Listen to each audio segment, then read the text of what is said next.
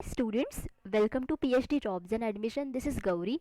So in today's session we are going to see 2018 years JMI PhD entrance exam PYQs. So इसकी वजह से आपकी काफ़ी सारी कॉन्सेप्ट्स क्लियर हो जाएंगी एंड साथ ही साथ आप सभी को एक पर्टिकुलर क्लैरिटी मिल जाएगी कि एग्जैक्टली एग्जाम्स में आपको किस प्रकार के क्वेश्चंस पूछे जाते हैं relevant to research methodology subject. Okay. So students, इस सेशन को स्टार्ट करने से पहले I want to tell you that कि ग्लोबल ऑनलाइन टीम आप सभी को रिसर्च मेथोडोलॉजी सब्जेक्ट के ऊपर रिवीजन पैकेज प्रोवाइड करती है. बिकॉज अभी आप सभी को रिवीजन की काफ़ी सख्त ज़रूरत है, बिकॉज एंट्रेंस एग्जाम काफ़ी नज़दीक है. सो इस पर्टिकुलर रिवीजन पैकेज में आप सभी को रिवीजन वीडियो लेक्चर्स मिलते हैं जिसमें थियरीज एंड एमसीक्यूज दोनों भी अवेलेबल है. आपको इसमें quick revision notes, quick revision mock test भी मिलते हैं. ऐसे हमारे पास ओवरऑल 10 मॉक टेस्ट अवेलेबल है and each mock test contents 40 MCQs. That's why overall आपके इसमें 400 एमसीक्यूज कवर हो जाते हैं. आपको इसमें 1500 से भी ज़्यादा एमसीक्यूज रिवीजन पीडीएफ मिलता है ताकि आप सारी चीज़ें अच्छी तरीके से रिवाइज कर सको. आपकी काफ़ी कॉन्सेप्ट्स भी इसकी मदद से बिल्ड हो जाती है एंड गारंटीड आपको 80% एमसीक्यूज इसी में से ही मिलते हैं out of 100% MCQs in JMI PhD entrance exam. और ये जो सारा स्टडी मटेरियल है ये आपको हिंदी एंड इंग्लिश ये दोनों ही लैंग्वेजेस में मिलता है. सो अगर आप रिवीजन पैकेज को परचेस करना चाहते हो देन आप ग्लोबल ऑनलाइन ऐप डाउनलोड कीजिए, जिसके लिए मैंने लिंक इस वीडियो के डिस्क्रिप्शन बॉक्स में आप सभी के साथ शेयर की है, या फिर आप इनमें से किसी भी नंबर पर जाकर व्हाट्सएप थ्रू मुझे कॉन्टैक्ट कर सकते हो.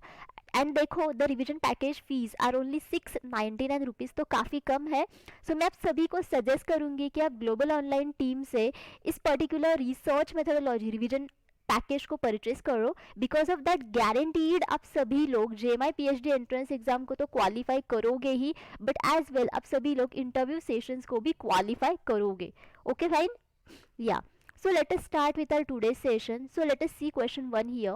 The standard error is a statistical measure of. देखो, हमने काफ़ी सारे स्टैटिस्टिकल मेजर्स भी देखे हैं, जैसे कि सेंट्रल और टेंडेंसी देखा, dispersion is there, right. So particularly standard error क्या है, what is the meaning of standard error. Okay. The normal distribution of scores around the sample mean, यानी कि सैम्पल मीन के अराउंड जो स्कोर्स के normal distribution होते हैं वो, या फिर the extent to which a sample mean is likely differ from the population mean, यानी कि कितने एक्सटेंट तक सैम्पल का मीन पॉपुलेशन के मीन से डिफरेंट है. Okay.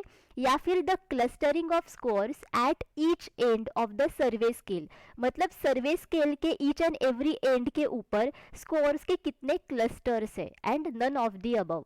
So students, standard error is nothing but कि जब भी आप सभी लोग टारगेट पॉपुलेशन से सैंपल को चूज करते हो देन ऑब्वियसली हम यही चाहते हैं कि सैंपल में वही कैरेक्टरिस्टिक्स हो जो हमें टारगेट पॉपुलेशन में चाहिए, राइट. एंड दैट्स वाई जब भी आप टारगेट पॉपुलेशन का मीन निकालते हो एंड एज वेल जब भी आप सैंपल का मीन निकालते हो that mean values should be equivalent, मतलब वो एक्चुअली अप्रोक्सीमेटली इक्वल ही होनी चाहिए. सो अगर ये जो वैल्यूज है ये अगर डिफरेंट होती है देन उसे स्टैंडर्ड एरर कहा जाता है. And that's why here the correct answer is nothing but 2, यानी कि the extent to which a sample mean is likely differ from the population mean. Okay. Now next is the split half method is used as a test of. देखो, split half method ये एक particular test है जो आप किसके लिए use करते हो. Weather you will use it for stability, यानी कि स्थिरता को मेजर करने के लिए, या फिर इंटरनल रिलायबिलिटी यानी कि अंदर की कंसिस्टेंसी, इंटर ऑब्जर्वर कंसिस्टेंसी, यानी कि it is actually a test to assess degree to which different raters or observers give consistent estimates of same phenomenon. यानी कि अगर आप एक ही phenomenon के ऊपर काम कर रहे हो देन उस पर्टिकुलर एक ही phenomenon के ऊपर डिफरेंट ऑब्जर्वर्स का क्या एक्चुअली असेसमेंट है, मतलब डिफरेंट ऑब्जर्वर्स कंसिस्टेंटली आपको उसी एक ही फिनोमिनन के ऊपर क्या रिजल्ट्स प्रोवाइड कर रहे हैं, that is actually the inter observer consistency. And external validity यानी कि बाहर की accuracy. Okay. So student, split half method, ये मेथड हम सभी लोग इंटरनल रिलायबिलिटी को मेजर करने के लिए यूज करते। So what is actually this split half method? देखो, स्प्लिट हाफ मेथड में हमारे रिसर्च में जो पूरा डेटा होता है, उस पूरे डेटा को हम सभी लोग टू हाल्व्स में डिवाइड करते, and after dividing into the two halves हम पर्टिकुलर एक ईच एंड एवरी हाफ को हम लोग मेजर करते। सो एट द एंड हमें एक पर्टिकुलर रिजल्ट्स मिलते हैं from two data sets, and after that हम लोग इन रिजल्ट्स को कंपेयर करते हैं कि वेदर ये रिजल्ट्स मैच हो रहे हैं या नहीं हो रहे। सो अगर रिजल्ट्स मैच होते हैं देन इसका मतलब होता है कि we have internal reliability, but अगर रिजल्ट्स मैच नहीं होते हैं देन इसका मतलब है कि we don't have internal reliability. Okay, next is which of the following is not a form of measurement validity. देखो, यहाँ पे हम सभी को वैलिडिटी के टाइप्स प्रोवाइड किए हैं, एंड हमें यहाँ पे ये देखना है कि इनमें से कौन सा टाइप ऐसा है जिसको हम सभी लोग मेजरमेंट वैलिडिटी नहीं बुलाएंगे, मतलब जिसमें हम सभी लोग एक्चुअली वैलिडिटी को मेजर नहीं करते। Okay, so first of all it is concurrent validity. So students, what is exactly concurrent validity? So actually it shows you extent of agreement between two measures or assessments taken at same time। मतलब एक ही time में आपने अगर दो assessments या फिर दो tests किए हैं या फिर दो मेजर्स किए हैं, देन उनके बीच में कितने एक्सटेंट तक अग्रीमेंट है। So that is actually the concurrent validity. What is face validity? So इसका मतलब होता है कि degree to which procedure test appears effective in terms of its stated aims. मतलब फॉर एग्जाम्पल, अगर हम लोग किसी भी प्रकार का प्रोसीजर या फिर टेस्ट यूज कर रहे हैं इन आर रिसर्च, देन उस पर्टिकुलर टेस्ट या फिर प्रोसीजर उनका जो ऑब्जेक्टिव है वो ऑब्जेक्टिव वही है क्या? If you want to check it, then that is actually the face validity. Okay, what is conductive validity? Okay, so here premises are valid separately and thus they favor conclusion. I mean to say कि conductive validity जो है ये हम सभी लोग conductive argument में use करते हैं, where conductive argument, fine. So actually इसमें क्या होता है कंडक्टिव आर्ग्यूमेंट में? फॉर एग्जाम्पल, अगर हम लोग दो थियोरीज को यूज कर रहे हैं या फिर मोर देन टू थियोरीज को अगर हम यूज कर रहे हैं, then each and every theory has a separate validity, मतलब उनकी वैलिडिटी ऑलरेडी सेपरेट होती है, एंड दैट्स वाई एक्चुअली इसका जो कंक्लूजन होता है वो सही होता है, because each and every theory has a validity, मतलब they are valid, and that's why here आपको वैलिडिटी को मेजर करने की जरूरत नहीं पड़ती है। So the correct answer is 3, and the last one is convergent validity. So what is this? So actually it measures or it shows you that how closely a test is related to other tests that measure same constructs. मतलब for example, अगर दो test एक ही construct को या फिर एक ही phenomenon को major कर रहा है, देन उन पर्टिकुलर दो टेस्ट के बीच में कितना क्लोजलीनेस है, मतलब उनके बीच में कितना कनेक्शन है, actually that is the convergent validity. Okay, that's why here the correct answer is 3, because इनमें से सारे ऑप्शंस में से फर्स्ट और सेकंड एंड द फोर्थ, ये तीनों भी ऑप्शंस ऐसे हैं जहाँ पे आप एक्चुअली वैलिडिटी को मेजर कर रहे हो, बट कंडक्टिव वैलिडिटी में आप ऐसा कुछ भी नहीं कर रहे हो, and that's why here the correct answer is 3. Okay, next is one of the concerns of quantitative researchers is with generalization, which is a sign of. देखो, अगर मैं क्वांटिटेटिव रिसर्चर हूँ, देन मेरा एक कंसर्न होता है रिगार्डिंग द जनरलाइजेशन, यानी कि सामान्यीकरण के ऊपर. सो ये जो सामान्यीकरण का कंसर्न है मेरा, ये एक्चुअली इनमें से किस प्रकार के वैलिडिटी का या फिर रिलायबिलिटी का साइन है. So we have the options external validity, internal reliability, external reliability, internal validity. So देखो, external validity का मतलब होता है कि आपके रिसर्च के रिजल्ट्स आप दूसरे किसी भी सिचुएशन के ऊपर या फिर रिजल्ट्स के ऊपर कितने एक्सटेंट तक जनरलाइज कर सकते हो. Okay, so that is actually the external validity. Internal reliability का मतलब होता है कि फॉर एग्जाम्पल आपके रिसर्च का जो डेटा होता है, that data, so that data actually for example जैसे कि बिकॉज ऑफ दिस डेटा अगर आप किसी भी प्रकार का टेस्ट कर रहे हो, so actually how consistently you are getting the same results by using this same data. Okay, that is actually the internal reliability. So जैसे कि अभी हमने देखा ना इसी सेशन में स्प्लिट हाफ मेथड, जिसमें आपने एक ही डेटा को दो हाल्व्स में डिवाइड किया था ताकि आपको पता चल सके कि वो एक ही डेटा कंसिस्टेंटली आपको कंसिस्टेंट रिजल्ट्स कितनी बार दे रहा है. Okay, now last one is in internal validity. So what is that? Internal validity का मतलब होता है कि for example you are checking the cause and effect relationships within your research. Okay, so वो जो कॉज एंड इफेक्ट रिलेशनशिप्स है वो कितने एक्सटेंट तक आपके हाइपोथेसिस के साथ मैचअप कर रहे हैं, that is actually the internal validity. And the third option is that कि एक्सटर्नल रिलायबिलिटी यानी कि बाहर की कंसिस्टेंसी. मतलब for example if you are for example अगर if you are using two test, okay, then उन दो टेस्ट के बीच में कितनी प्रकार की कंसिस्टेंसी है. So actually that is the external reliability यानी कि बाहर की consistency. Fine, that's why here the correct answer is 1. देखो, बिकॉज एक्सटर्नल वैलिडिटी में आप जनरलाइजेशन पे ज्यादा कंसर्न होते हो, right, because you are applying the results और you are generalizing the results of your research to the other situations और other research results. Okay, now next is which of the following is not a source of data which is appropriate for a qualitative study. देखो, अगर आप qualitative study करना चाहते हो then इनमें से कौन सा ऑप्शन ऐसा है which is actually not a source of data, okay, for the qualitative study. So whether it is participant observation, whether it is experiments, biographies, then historical records. So देखो students, it's a qualitative study and that's why the data is in the form of qualitative data, right? So it's a qualitative data, so that's why the data should be in the form of word and picture format, not in the quantity, right? So देखो, participant observation का मतलब होता है कि researcher यहाँ पे खुद एक particular society में और research participants के साथ participate होता है.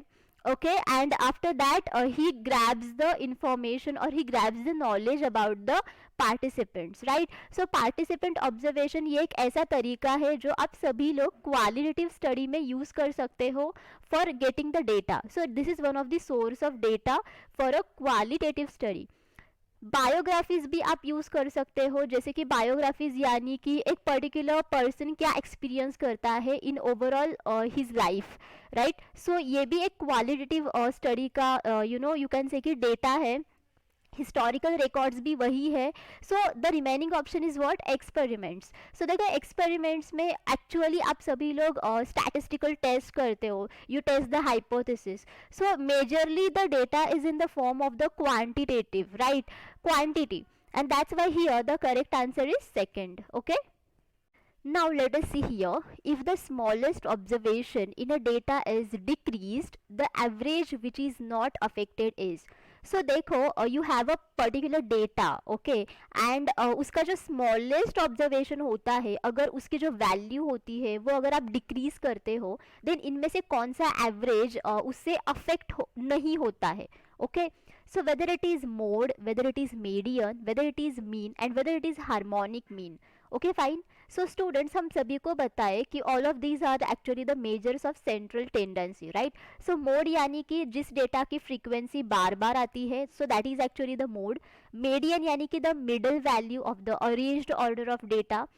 Okay, then mean यानी कि the average mean, and harmonic mean actually this is a type of the average as well, right? So students, the correct answer over here is median, because देखो, median is what actually the middle value, right, in the ordered series of a data. So देखो, अगर आप smallest observation को decrease करते हो या फिर increase करते हो, इसे median पे कुछ भी affect नहीं होगा, because median की value वही रहेगी, right? And that's why here the correct answer is 2. but बाकी के सब values इसकी वजह से affect हो सकते हैं, and as I mean to say कि होते ही है. So that's why the correct answer is median.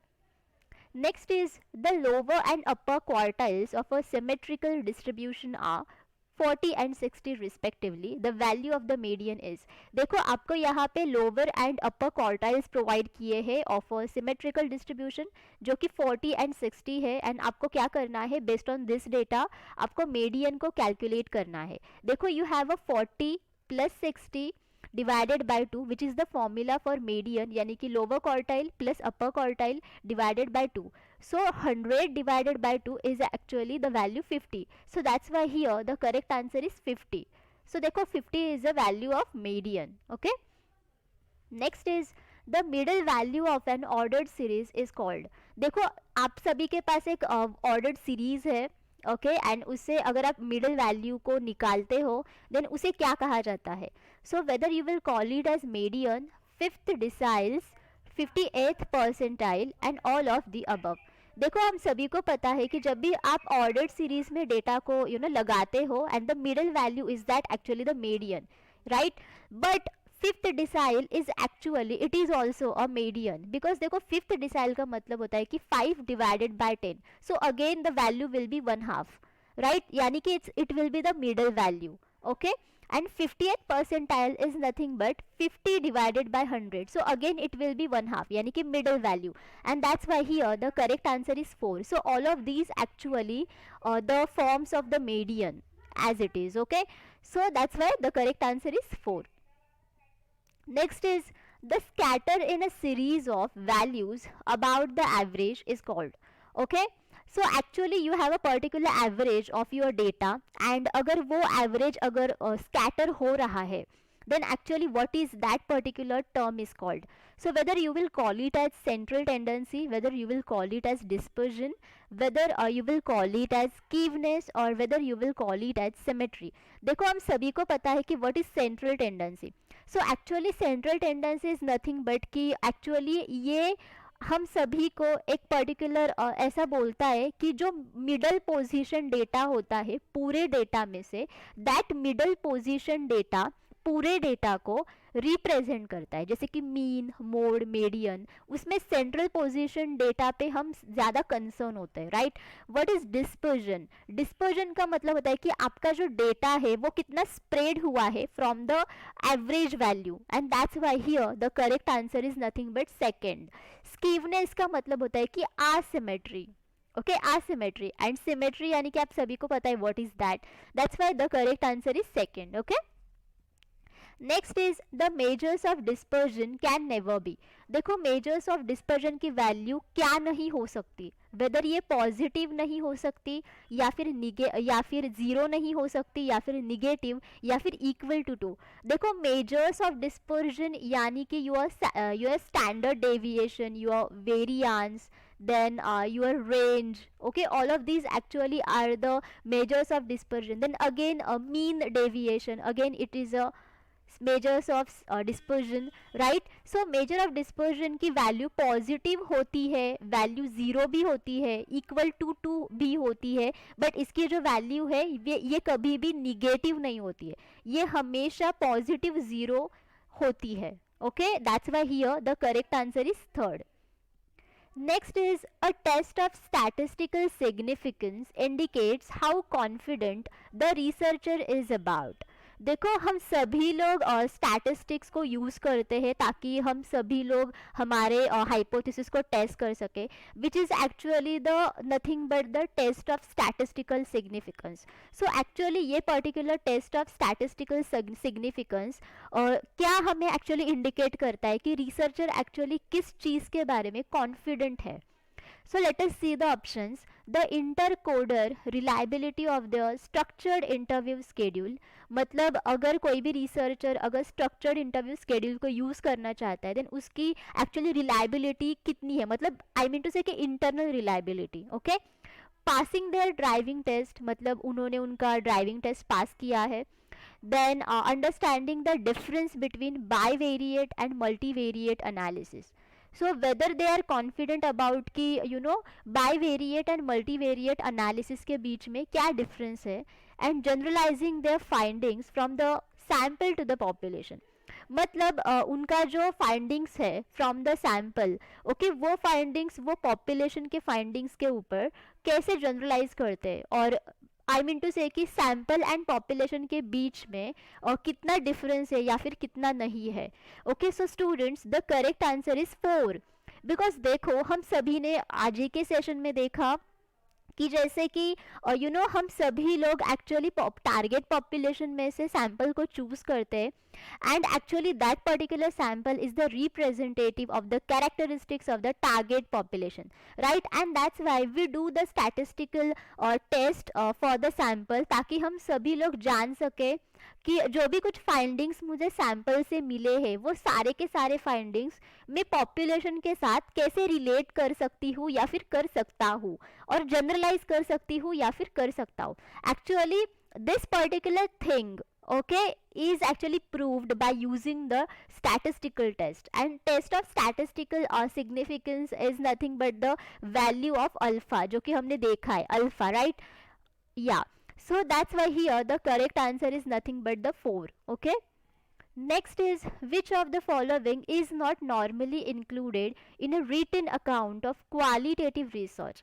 Okay, so students अगर आप qualitative research करते हो then actually after doing the research हम सभी लोग एक पर्टिकुलर रिपोर्ट लिखते हैं, राइट? सो उस पर्टिकुलर रिपोर्ट में क्या नहीं होना चाहिए जब भी हम लोग क्वालिटेटिव रिसर्च करते हैं। So we have the different options and introduction locating the researcher in its theoretical context, मतलब उसमें एक इंट्रोडक्शन पार्ट होना चाहिए जिसमें रिसर्चर थियोरेटिकल कॉन्टेक्स्ट या फिर थियोरेटिकल कॉन्सेप्ट्स को लिखता है। Then after that an explanation of the design of the study, मतलब आपने स्टडी के लिए क्या क्या डिज़ाइन किया है, मतलब कैसे आप स्टडी करोगे उसका explanation. Then a discussion of the main findings in relation to research questions, and the last one is a decision to accept or reject the hypothesis.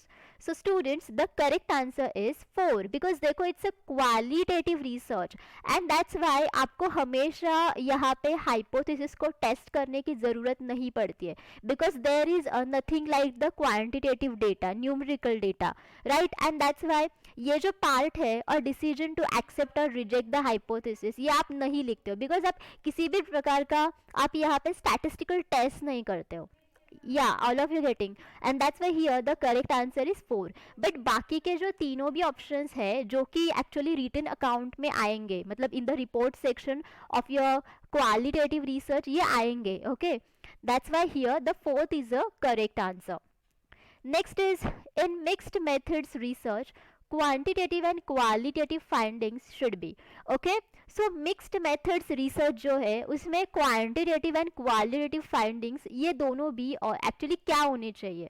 Okay fine, so actually they get to integrated, मतलब उनका जो एकत्रीकरण जो होता है वो होना चाहिए, या फिर कंटेंट इन सेपरेट सेक्शंस, मतलब हमें उनको सेपरेट सेक्शंस में लिखना चाहिए, या फिर listed in order of importance, मतलब उनके इम्पोर्टेंस के हिसाब से हमें उनको लिस्ट करना चाहिए, या फिर शोन फुल्ली इन अपेंडाइसिस, मतलब आपको ये सारे फाइंडिंग्स अपेंडाइसिस में दिखाने चाहिए। So students the correct answer is 1 because देखो it's a mixed methods research and mixed methods research is nothing but कि यहाँ पे आप दोनों ही मेथड्स का यूज़ करोगे, यानी कि quantitative and qualitative research method, right? And that's Y अगर फाइंडिंग्स की बात आती है एंड दैट्स वाई आप सभी लोग ये दोनों भी फाइंडिंग्स को इंटीग्रेट करके लिखोगे। Okay, next is questionnaire is filled by. So questionnaire ये कौन लिखता है, ओके और कौन एक्चुअली आई कैन से कि क्वेश्चनियर ये कौन आंसर्स देता है। सो रिस्पोंडेंट, इन्यूमरेटर यानी कि researcher itself and everybody, so none of the above. So ये तो हमने काफ़ी टाइम देखा है and that's why the correct answer is respondent because questionnaire ये हमेशा रिस्पोंडेंट्स ही फिल अप करते हैं। Okay, that's why the correct answer is 1 and researcher actually schedule को फिलअप करता है एंड रिस्पोंडेंट्स क्वेश्चनियर को फिलअप करता है। What is a research design? Okay, research design का मतलब क्या है? So first option is a way of conducting that is not grounded in theory, मतलब ये एक वे है जो actually grounded that is actually not grounded in a theory part. Okay, the choice between using qualitative और quantitative methods, मतलब ये एक choice है कि हमें क्वालिटेटिव मेथड को यूज़ करना चाहिए या फिर quantitative. The style in which you present your research findings, मतलब किस स्टाइल से आपने रिसर्च फाइंडिंग्स को प्रेजेंट किया है। A framework for every stage of the collection and analysis of data, so ये एक फ्रेमवर्क है ओके ऑफ एवरी स्टेज, कि जिस स्टेज में आपने डेटा को कलेक्ट किया है, अपने डेटा को एनालाइज किया है। So that's why the correct answer is 4, because research design is nothing but a conceptual framework of the research, right? conceptual framework. so within this actually आप सभी लोग डिस्क्राइब करते हो कि आपने कितने सारे डेटा कलेक्शन मेथड्स को, डेटा एनालिसिस मेथड्स को यूज़ किया है एंड एज वेल यूज़ करने वाले हो while doing the research, right? that's why the correct answer over here is 4. okay, so students, thank you for watching today's session. I hope you have understood everything. So we are going to see 2019 years PYQs in tomorrow's session.